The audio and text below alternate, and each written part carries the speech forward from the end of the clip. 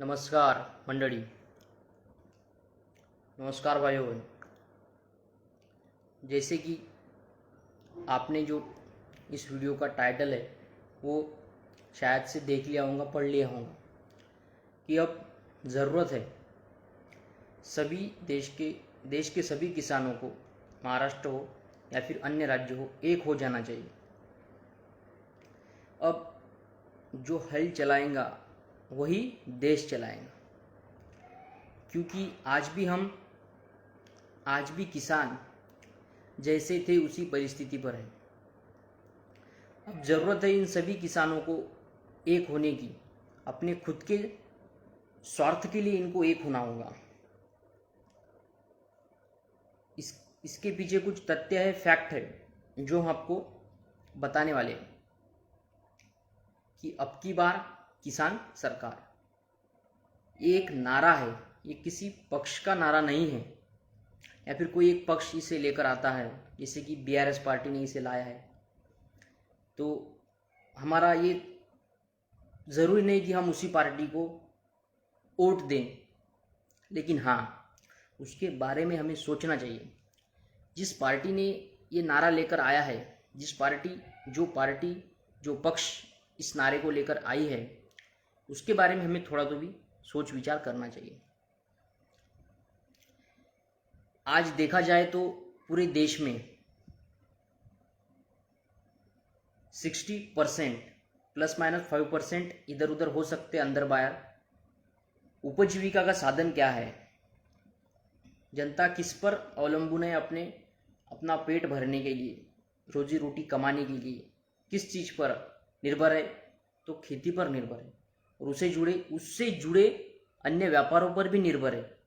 कृषि उत्पन्न बाजार समिति असो, मार्केटिंग असो, कृषि केंद्र असो, किस पर चलता है?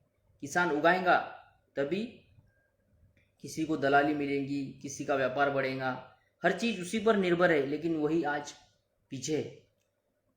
जिस पर सब कुछ, हर एक वर्ग जिस पर निर्भर है, वही किसान आज पीछे है. इसका कारण क्या है?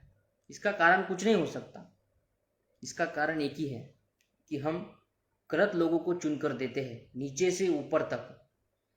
सदस्य, ग्राम पंचायत का सदस्य हो या फिर भारत का प्रधानमंत्री हो, हम ये विचार ही नहीं करते कि हम जिसे वोट दे रहे हैं वो उसके काबिल है या नहीं. हाँ, आखिर में जिसे हम वोट दे रहे हैं वो भी खुद भी किसान है, लेकिन वो उस काबिल है या नहीं, या वो बिक जाता है वोट मिलने के बाद में. इस चीज़ का हम कभी विचार करते ही नहीं है, एक्चुअल में नहीं करते. तो हमारा कहना यही है कि 60% से भी ज़्यादा लोगों की उपजीविका उस खेती पर निर्भर है. उनका उपजीविका का साधन वो है. तो उनको भी चाहिए, यानी कि सभी किसानों को भी चाहिए, जिस चीज़ पर हम निर्भर है, हमारा घर दार चलता है, उसके ही बारे में हमें सोचना चाहिए. वोट डिवाइड नहीं होना चाहिए. मैं जो कह रहा हूँ वो थोड़ा ध्यान से सुनिए. किसानों का एक भी वोट ऐसी पार्टी को नहीं जाना चाहिए जिसे किसान क्या होता है, किसान की मेहनत क्या होती है, ये अगर उसे पता ही नहीं, तो उस पार्टी को किसान का एक भी वोट नहीं जाना चाहिए. आपके ख्याल में ये बात आ रही है या नहीं मुझे पता नहीं, लेकिन जिसके भी ख्याल में ये चीज़ आ रही है वो समझ जाएगा कि उसका वोट कहाँ जा रहा है, कौन किसे जा रहा है. तो आज हमें ज़रूरत है, देश के सभी किसानों को आज ज़रूरत है कि एक हो जाए. अब की बार किसान सरकार का नारा हर घर तक जाना चाहिए. वोट किसे भी दो, मैं ये नहीं कह रहा. आपका प्रतिनिधि आपके लायक है या नहीं, किसानों के हित में निर्णय ले रहा है या नहीं, या कोई सीएम है जो किसानों के हित में है और अदर सीएम है जो कुछ अलग ही कर रहा है. फॉर एग्जाम्पल देखिए, आप भाजपा का शासन जो है वो रस्तों के पीछे लग चुका है. जो अपने देश को जोड़ने वाले रास्ते उनके पीछे लगा है और बहुत भारी भारी टोल उस पर दिए जा रहे हैं. तो उसने कभी विचार किया इस बात का कि जो हम रास्ते बना रहे हैं, जो मार्ग हम तैयार कर रहे हैं, समृद्धि महामार्ग, उस पर किसान जा सकता है क्या? इतना महंगा कर दिया है उस रोड को, तो जा सकता है क्या? एक्चुअल में नहीं जा सकता। तो वो मुद्दा नहीं है, जिसकी उसकी सोच है। लेकिन किसानों को ये समझना चाहिए कि उनका हित किस में है, उनका हित किस चीज में है, ये किसानों को समझना चाहिए। क्योंकि देश का ज़्यादातर यानी कि पूरा का पूरा हिस्सा ही ऐसा समझ के चलो कि किसान की हल चलाने पर निर्भर है। तो जो खुद हल चलाता है उसे किसी दूसरे पर निर्भर होने की ज़रूरत नहीं, सारा देश उस पर निर्भर है। पूरी प्रक्रिया ही वहीं से शुरू होती है। सबसे बड़ी प्रक्रिया ही ये कृषि प्रधान देश है, आपको समझना चाहिए। जो भारत है, भारत हा कृषी प्रधान देश आहे, इतकं तर तुम्हाला समजलं पाहिजे। भारत ये कृषि प्रधान देश है, इतना भी आप समझ गए तो बहुत हो गया। तो आप इस बारे में थोड़ा तवज्जो कीजिए। अब सीएम केसीआर अब की बार किसान सरकार का नारा लेकर यहाँ आए, महाराष्ट्र में आए। तो अब की बार किसान सरकार हे काय लावलंय, यहाँ तक बोलने को ये लोग पीछे नहीं हट रहे। महाराष्ट्र के प्रमुख नेता कह रहे हैं कि अब की बार किसान सरकार ये नारा क्यों आ रहा है, उन्हें उस चीज से जलन हो रही है। तो मैं इस चीज को थोड़ा, मेरी जो बेस्ट लँग्वेज आहे Marathi language, I am Maharashtrian, therefore I wanted to tell in Marathi में आपको समजाऊंगा। तर त्यांचं कुठंतरी दुखत आहे की अब की बार किसान सरकार हे आलं कसं। आजपर्यंत तर याचा आम्ही अशा प्रकारे राजकीय फायद्यासाठी प्रयोग करून घेतला शेतकऱ्यांचा, तर यांनी अब की बार किसान सरकार हे नारा अंदाज कसा काय, अशी अशी अशी त्यांच्या मनात काय म्हणते झाले दोगल्यापणाचे प्रश्न निर्माण होत आहे। कोणताही प्रमुख नेता असो, शरद पवार असो की देवेंद्र फडणवीस असो की उद्धव ठाकरे सुद्धा असो, कोणी असो, त्यांच्या मनात कुठं ना कुठं अशा प्रकारची भीती आहे की किसान पलटले तर आपलं काय। तुमचं झालेलं आहे, तुम्ही काहीच केलेलं नाही। 2000 द्यायसाठी 2000ची कागदपत्र तुम्ही किसानाची बर्बाद केली आहे। 100 रुपये द्या लागते भाऊ, आधार कार्ड लिंक कराले, हे कराले ते कराले, त्या 2000 पायी एवढं तमाशा आहे। विचार केलं तर खूप आहे, नाही केलं तर काहीच नाही। तर आज गरज आहे सर्व शेतकऱ्यांनी एक व्हावं। शेतकऱ्यांची जी उपजीविका आहे, आता ते शेतकऱ्यांचंच इथं फॉल्ट आहे, सर्वात मोठा फॉल्ट आहे। ते त्यांचं जे काम आहे, कुठेतरी मी शेतकरी आहे हे बोलायला त्यांना लाज वाटते, असं मला वाटते। फक्त स्टॅटसवर फोटो लावतात, वावर आहे तर पावर आहे, असं स्टॅटसवर फोटो लावून चालत नाही। तुम्ही शेतकरी आहात तर शेतकरी वर्गाच्या प्रमाणे राहा। याचं कारण काहून सांगतो मी तुम्हाला, की बाकी सर्व त्यांच्या स्वतःच्या स्वार्थासाठी, हितासाठी रस्त्यावर येतात। जुनी पेन्शनसाठी तुम्ही बघितलं असेल किती मोठा मोर्चा झाला, ते भेटली नाही भेटो ते त्याचा विषय होता। कोणत्याही वर्गाला कुठेतरी कमी जास्त झालं की तो वर्ग रस्त्यावर निघतो, परंतु शेतकरीच असा आहे की काहीतरी नवीन काही काले कानून जे आपण आलते 3, त्याला हटवण्यासाठीच फक्त तो रस्त्यावर आला, परंतु त्याला त्याच्या व्यतिरिक्तही अजून खूप काही भेटू शकते। अगर तो चांगल्या मार्गाने, चांगल्या नेतृत्वाच्या मागे लागला तर त्याचं कुठंतरी फायदा होईल। मला माहीत आहे शेतकऱ्यांचं कुठं दुखते आणि त्यांना कशा प्रकारे आर्थिक फायदा पोचू शकतो हे आम्हाला माहीत आहे। ह्याच सरकारच्या योजनेतून त्यांना सुद्धा फायदा होतो, याच्यावर आम्ही काम करतच आहे, शेतकऱ्यांना माहीत आहे। तर कुठंतरी जी चूक आहे ती आपलीच आहे। आज तुमच्याजवळ एक मौका आहे की तुम्ही सांगा की मी शेतकरी आहो, मला हे पाहिजे म्हणजे पाहिजे। एक माणसानं, एक शेतकऱ्याने सांगून हे चालणार नाही, सर्वांनी एक झालं पाहिजे। आता एक कशा प्रकारे व्हायचं आहे, खालच्या स्तरापासून तर वरच्या स्तरापर्यंत तुमची एकजुटता अत्यंत गरजेची आहे।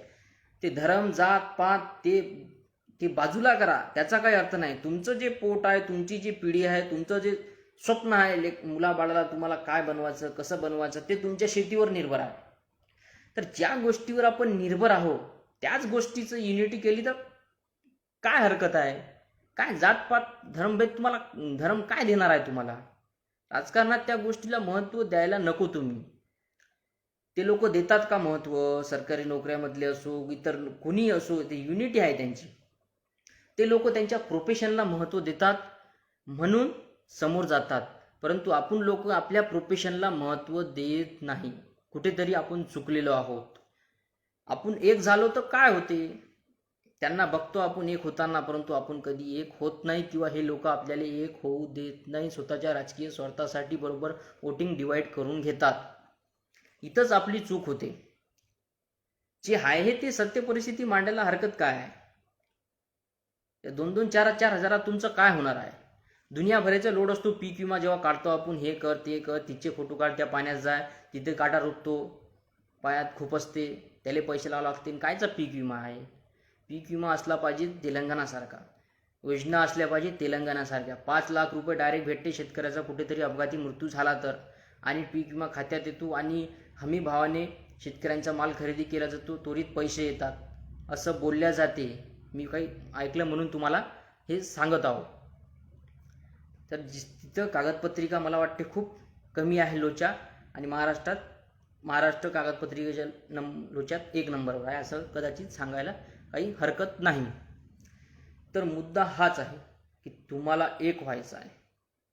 स्वतःच्या प्रोफेशनवर एक, हा जाती पाती हे ते. आता सरपंचही असला तुमच्या गावाचा, तुमच्या समाजाचा असेल, त्याला दूर करा. कोणीतरी किसानासाठी चांगलं काम करत असेल तर त्याला समोर जाऊ द्या, त्याच्यासोबत तुम्ही जुळा. नाही तर आमच्या जातीचा आहे, नाही आम्हाला त्याला मतदान द्यास लागते, ते माझा भाऊ आहे, तो विषय बाजूला सारा जरासा.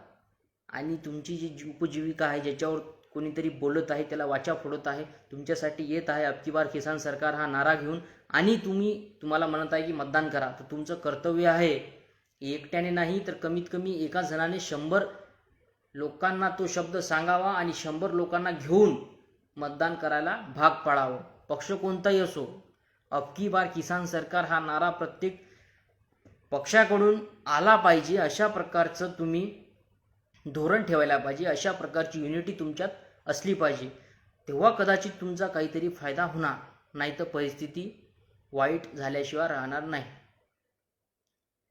कारण हेच मला सांगायचं आहे की जेव्हा बरसात येते, पाणी येते, पावसाळा येतो, वीजमुळे शेतकऱ्यांचाच मृत्यू, शेतकऱ्यांच्या मुलाबाळांचा, शेतमजुरांचा, गाई म्हशीचा, ढोरांचाच मृत्यू होतो.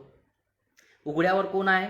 शेतकरी आहे. तर सर्वात जास्त मदत कोणाला भेटली पाहिजे? शेतकऱ्याला भेटली पाहिजे. आणि रात्री बेरात्री कोण जातो टप्पे बदलवायला, पाणी लावायला? शेतकरीच जातो. जनावरांशी रात्री बेरात्री कोण खेळतो? शेतकरीच खेळतो. वानर हाकलायला कोण जातो? शेतकरीच जातो. येते का कोणी? आज रावसाहेब दानवेनं कुऱ्हाड घेऊन झाड कापा लागला होता. असा गेला का असाच खाली जात जाय, असा मारला का असाच खाली जात जाय. त्याला नाही जमत त्यांना. ते कुठं पालव्या तोडणं तोडता येतात? खूप मोठे प्रश्न आहे. परंतु तुम्ही जे आहात ते झोपी गेलेले आहात, आणि तुमचं वोट डिवाइड झालेलं आहे. तुम्हाला ते हेच म्हणा लागलो की भाऊही असेल राजकारणात उभा, पण त्याला जर कांदा समजत नसेल शेतातला किंवा तुमच्या प्रोफेशनचा, तर त्याला मतदान देऊन काहीच फायदा नाही. खरं सांगतो. कारण की तुमच्याजवळ 7-12 आहे, तर त्याचा तुम्ही खूप चांगल्या प्रकारे फायदा घेऊ शकतात, अशी माझी इच्छा आहे, असे याचं मला नॉलेज आहे. फक्त थोडंफार तुम्हाला सक्रिय व्हावं लागेल. जास्त नाही, थोडंफार राजकारणात सक्रिय व्हावं लागेल, आणि जिथं आपला फायदा होतो तिथंच आपल्याला वोटिंग करावं लागेल. जिथं पाणी निघेल तिथंच विहीर तुम्ही खोदता. बरोबर आहे? गलत आहे का? बरोबर आहे का नाही? जिथं पाणी निघेल तिथंच तुम्ही इथंच विहीर खोदायची म्हणता. मग तसंच इथं आहे ना. जिथं आपली उपजीविका जी आहे त्याची उत्पत्ती होईल, वाढ होईल, त्याच पक्षाला मतदान करायचं. तुम्ही फालतूच गोष्टी मागं लागत असता. हा पक्ष असा आहे, हा पक्ष तसा आहे, या पक्षानं मला हे दिलं ते दिलं. कोणीच काही देऊ शकत नाही. जे प्रोफेशन असते त्याच्यावरच तुम्हाला चालावं लागेल. तुमची युनिटी म्हणजे देशाची युनिटी, देशाची तरक्की, असं म्हणण्यात काही हरकत नाही. कारण की जेव्हापासून CM KCR यांचा BRS पक्ष महाराष्ट्रात आला आहे, त्याचे बॅनर पाहून अशा प्रकारची भावना या इतर प्रमुख पक्षाच्या नेत्यांची झालेली आहे की सांगून काहीच फायदा नाही. एवढे भित्रे हे झालेले आहेत. अशोकराव चव्हाण असो, नांदेड हा सीमालगतचा भाग आहे तेलंगणाचा, आणि इतर अकोला असो, वाशिम असो, परभणी, बीड, त्यातच पंकजाताई मुंडे यांना सीएम पदाची ऑफर येणे, त्यातच पंढरपूरला 600 गाड्यांचा ताफा सीएम केसीआर आणणे आणि त्यांना पुष्पवृष्टीसाठी परवानगी न देणे, इथपत हे राजकारण तापलेलं आहे. कशामुळे? फक्त एकच नारा भारी पडत आहे, अबकी बार किसान सरकार. तर का? कारण हे किसानासाठी काम करू शकत नाही, म्हणून सीएम केसीआर इथं तुमच्यासाठी आलेले आहेत. फक्त गरज एवढीच आहे की तुम्ही घरातून निघणार की नाही. त्यांचं म्हणणं आहे की आपला मंत्री, आमदार, खासदार, मुख्यमंत्री किसानच असावा, किसान प्रवृत्तीचाच असावा. परंतु फरक एवढा आहे की तुम्ही तयार आहात की नाही, बस याच्यावरच सर्व काही अवलंबून आहे. थोडा विचार करा. ठीक आहे, भेटूया आपण पुढच्या व्हिडिओमध्ये. जय हिंद, जय महाराष्ट्र, जय तेलंगणा, जय केसीआर. अबकी बार किसान सरकार.